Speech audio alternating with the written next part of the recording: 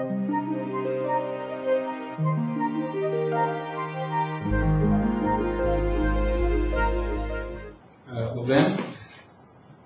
Es tev pirmo reizi uzstājos auditorijas priekšā, pagājuši esmu tikai piesardībām, tiesās, tāpēc nekritizējiet, bargi. Viskliedzošākais gadījums mums laikam ir bijis ar šī Baloža traģēdiju. Droši vien jau visi zina, kad vadītājs, kurš vadīja autobusu, bija alkohola reibumā. Kā rezultātā divas meitenes aizgāja bojā toreiz. Tā bija liela traģēdija, pirmkārt jau vecākiem, jo meitenes bija ļoti perspektīvas. Līdz ar to lika lielas cerības, un, protams, arī Rīgas satiksmē tas ļoti nepatīkami beidzās ar diezgan lielām naudas summām, neatklāšu kādām, bet, cipari bija iespaidīgi.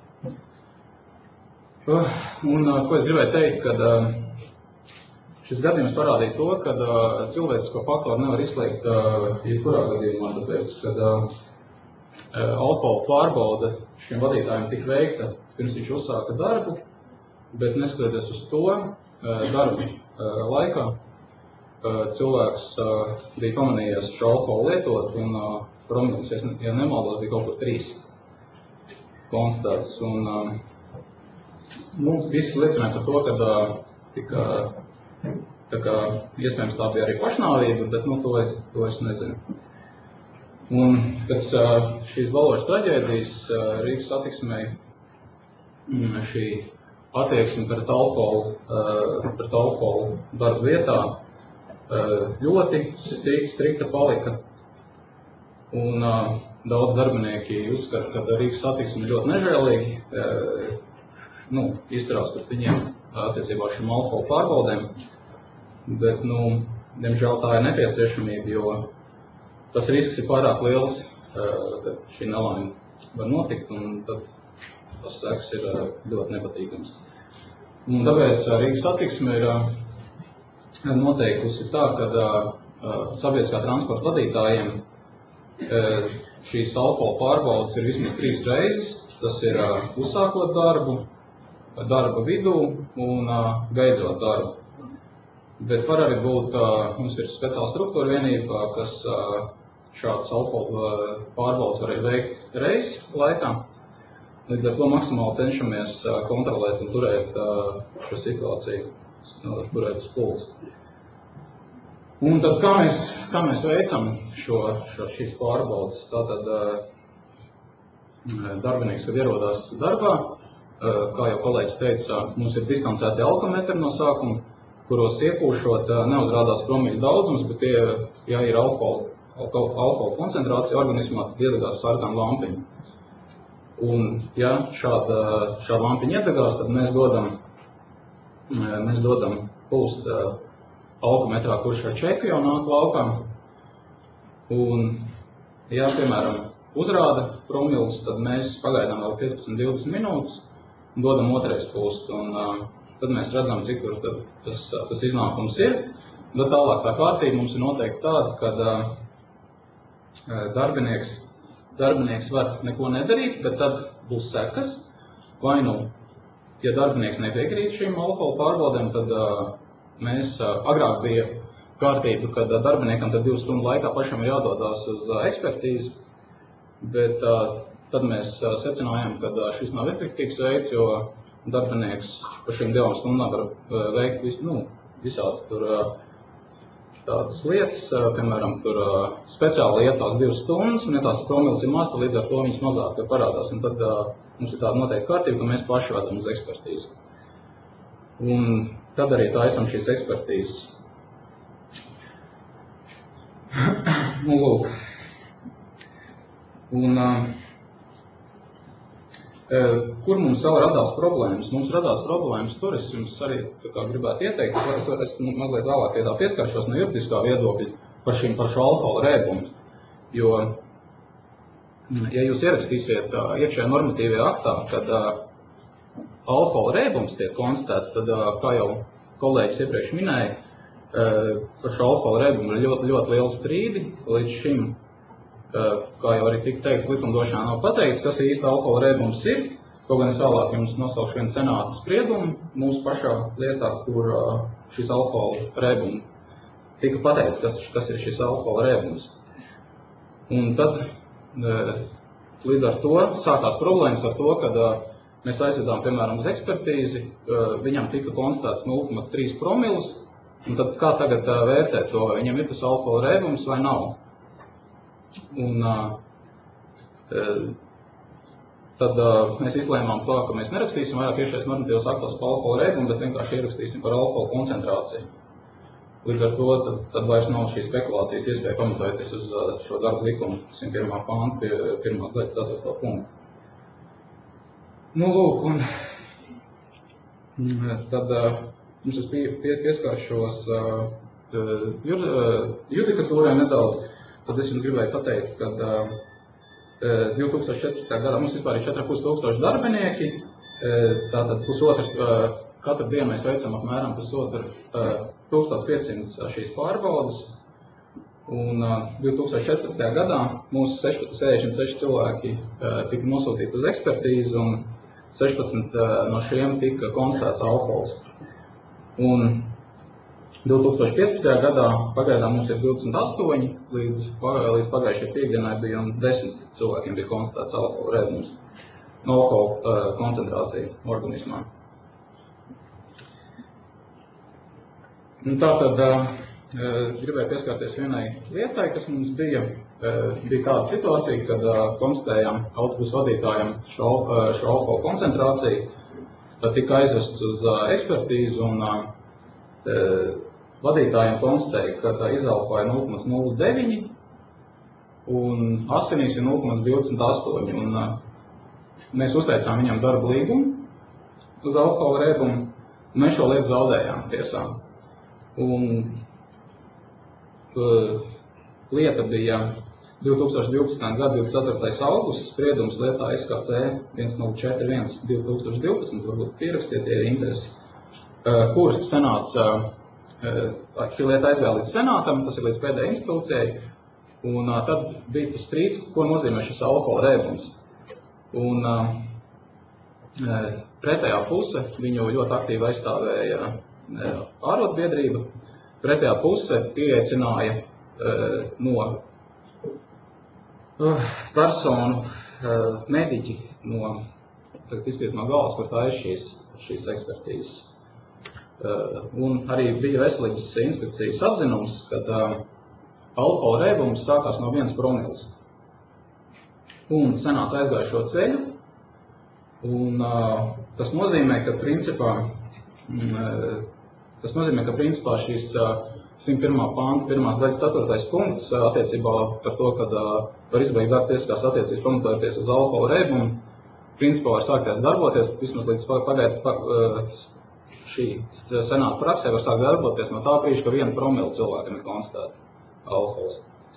Tāpēc šodien kolēģi runāja, ka šo alkohola rēbumu var pierādīt arī ar citiem veidiem, tur ar liecinieku liecībām un varbūt ar video un tā, bet, ja atbilstoši šī senāta praksē darbinieks būs tik pietiekoši gudrs un kāds advokāts vai jurists, kas viņu pārstāvēs, balstīsies uz šo senāta spriedumu, tad atbilstoši līdzinājai senāta praksē šīs lietas tiks zaudēts, ja būs mazāk par 1 promilu alkohola rēbums. Sakarā to, ka civiltiesiskās attiecībās darbojas šis sacīksts princips, un kamēr senāts savu judikatūru nav mainījis, tas nozīmē, ka viņa atbilst šī judikatūrai tikpat liels spēks kā likumam. Līdz ar to tātad uz šobrīd tā situācija ir tāda.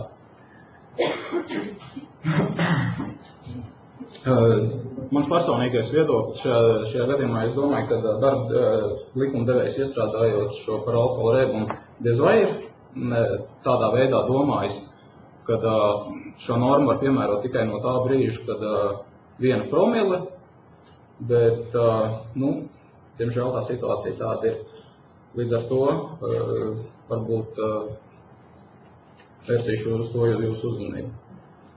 Tā, līdz ar to vairāk man vairāk nebūtu pastāstīt. Jā, lūdzu. Ko lūdzu? Senāts spriedumi? 2012. gada 24. augusts spriedums lietā SKC 1041 2012.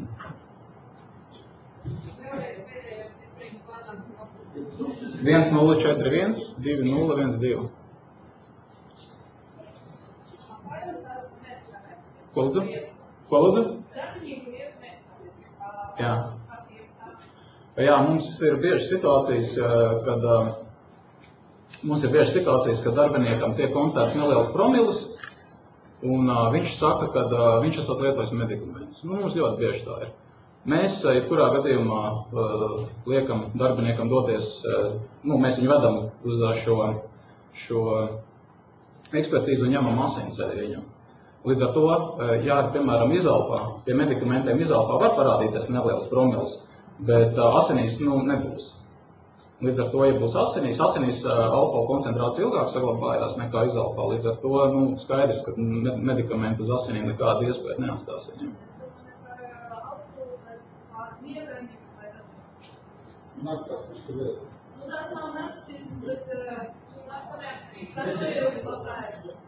Jūs domājat, ja mēs redzam vizuāli, ko mēs darām? Šis alkohola pārbaudes mums ir obligātas, principā mums ir tiesības, mums ir tas noteikts iekšējos normatīvos aktos, kad tā persona mums ir principā mediķi mums pārbauda. Mums ir mediķi darbā un viņi var nepielaist, ja ir aizdomas par to, viņi var nepielaist darbinieku pie darba vienkārši. Būtu, ka tā ir tāda vizuāla vai... Jā, jo viņi principā visi viņi pelčē, visiem viņi visu medicīnas izglītību, un līdz ar to viņi var, viņi jau pēc tam klīniskajām saucamajām pazīmēm var pateikt. Tas pats variants ir. Mediķis vizuāli konstatē. Mediķis. Mēs nepielaižam pie darbiem, mums ir aizdomas. Mēs ieliekam cilvēku vai rezervē, vai vispār tajā dienā. Mēs ļoti, ļoti strikti uz to visu skatāmies, un mums tā politika ir. Atvainojiet, nav pretruna, ka sevis atpūtas notiekumus atļaut 0,5 promili. Jā, es sapratu jūs jautājumu. Jā. Kolēģis prasīja, vai šajā gadījumā nav pretruna ar ceļu satiksmes noteikumiem un ministra kabineta noteikumiem, kur ir noteikts, ka, piemēram, ceļu satiksmē var piedalīties ar 0,5 promilēm, bet mēs, līdz 5, bet mēs principā nulī. Mēs tikai ļaujam nulli. Pirmkārt, ministra kabineta ceļu satiksmes noteikumos ir pateikts, ka pasažieri pārdara 0,2 tikai varbūt. Bet mūsu politika ir tāda, ka mēs uzskatām, ka mēs nevaram laist par to 0,2, jo mums tas risks ir pārāk liels, mēs pārāk daudz cilvēkus pārvadājam, tas nelaimes ir pārāk liels, līdz ar to mēs neuzskatām, ka tā ir pretruna, jo mēs to nedaram kaut kādu mūsu pašu iegribu dēļ, bet mēs to daram, lai nodrošinātu šo sabiedrisko drošību. Pretruna viennozīmīgi tā ir senāta lēmums. Senāta jau ir pretrunums. Jā, senāts principā pasaka to, ka jūs nevariet atlaist darbinieku par rēbumu, ja viņam nav tas tā 1 promila. Viņi nepiemēroja analoģiju, viņi arī nevarēja saprast, kā lai tiek līdz tai alkoholu, ko tas alkohola rēbums nozīmē. Un viņi uzskatīja tā, ka veselības inspekcija un narkotikas centra eksperti, viņi balstījās uz Eiropas Savienības kaut kādām vadlīnijām par alkohola rēbumu. Un vadlīnijās ir noteikts, ka alkohola rēbums ir 1 promila. Alkohola rēbums sākas no 1 promils. Un, protams, mēs uzdevām jautājumu, kā var to noteikt, jo, piemēram, pusaudzim un varbūt vīrietim 150 kg atšķirsies. Vienam tā promila būs tā, ka viņš tur būs nākt dzīves, vienam tā promila būs. Un tad pie mediķi mums pateica, ka tā ir tas vidējais, nevar katram gadījumam dzīvē piemērot atsevišķu situāciju, līdz ar to tas ir tāds, kaut kā viņiem jāvadās bija. Tur vēl bija jautājums. Kolēģi, jautājums. Kolēģi, jautājums, bet, pareizāk sakot, priekš, šodien runāja 2 juristi, tāpēc 2 juristi runāja, ko nevar pateikt īstenībā, ko mēs liekam zem šie jēdzienu reibus. Jā. Minējāt jēdzienu koncentrāciju. Jā. Ministru kabinets var tikt galā šiem jēdzieniem, kāpēc atkal tiek atstāts viņš uz darba devēt, darba devējs iekšējās kārtības noteikumus, ir vēl kaut kādas noteikumus, kas formulējies. Piekrīt. Bet daudz, kas jau ir dzīvē, ir atstāts uz darba devēju. Tas pagaidām sanāk, jūs referendumu, viņus Jā.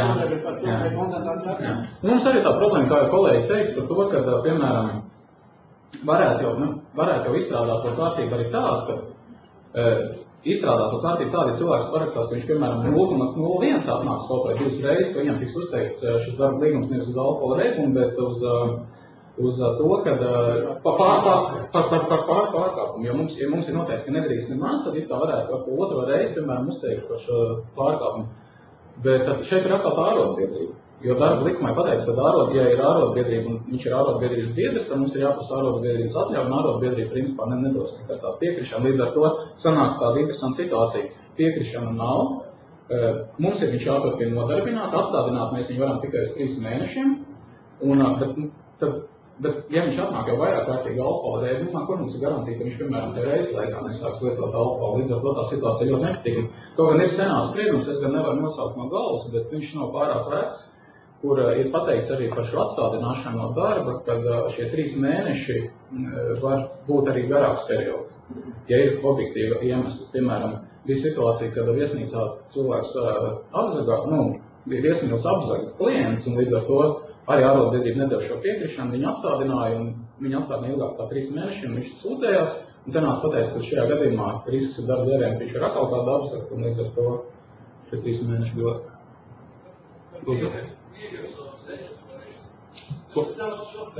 Jā. Miega testu? Tā. Nu, nav bijis mums tā tagad. Ir tā.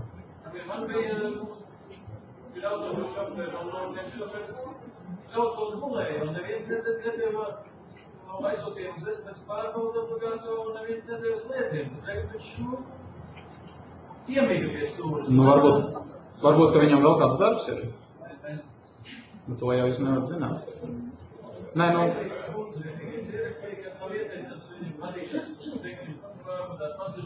Nē, nu, es ieteiktu, varbūt tiešām tā iekšējās kārtības noteikumos iestrādāt tādas normas, kad, ja ir, piemēram, speciālists, kas pārbauda, ja viņam pamatots aizdomas, kad cilvēks nevar šo darbu veikt, nu, nepielaist viņu pie darba. Nu, man liekas, nekas tur nosodāms tāds nav.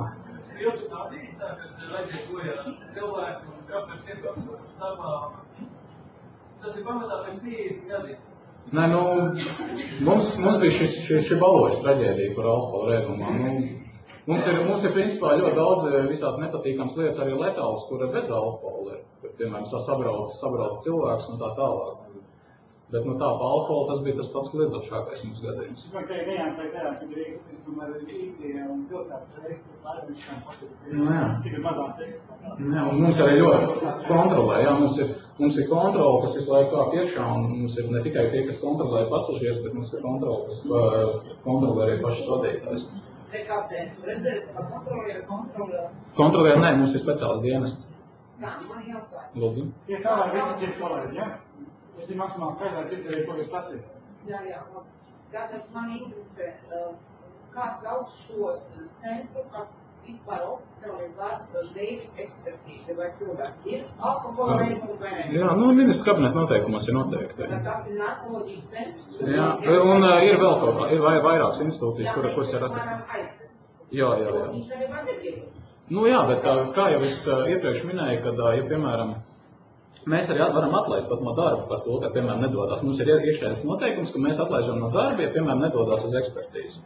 Jo, piemēram, civiltiesībās, piemēram, ja būs strīds tiesā, uzvarēs tas, kurš spēs pierādīt savu taisnību. Nu, katram jābūt pašam savu advokātam, prokuroram.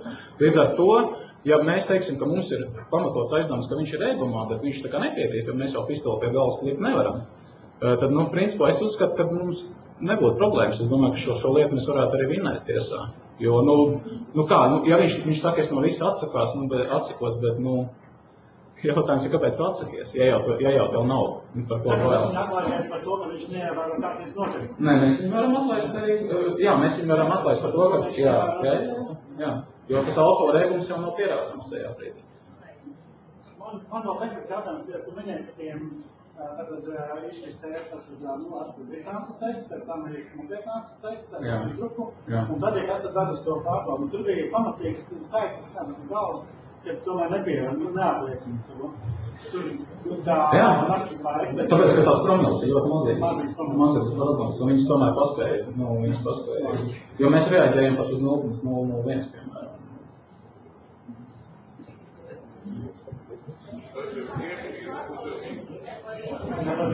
Nē, mēs veicam vismaz 3 reizes. Tur bija jātājs kāds Vai mēs veicam pārbaudu tikai no rīta? Mēs veicam. Jā.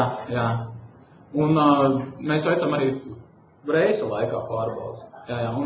Bet bieži vien ir tā, ka viņi, piemēram, mūk prom pēc darba. Viņi mūk prom, un tad viņi saka, ka viņš esat aizmirsis. Un tad mēs dodam disciplināru sodu par to, un ja tas atkārtojās, tad mēs arī lemjam par to, kad izbeigt darba tiesiskās attiecības ar cilvēku.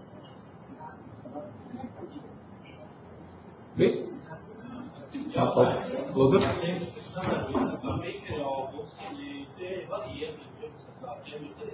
Tie ir atsevišķi no mums. Jūs domājat, Rīgas mikroautobus satiksmi, jā? Nē. Es nezinu, tas ir, tur nav Rīgas satiksmē, tur vispār nekāds sakars.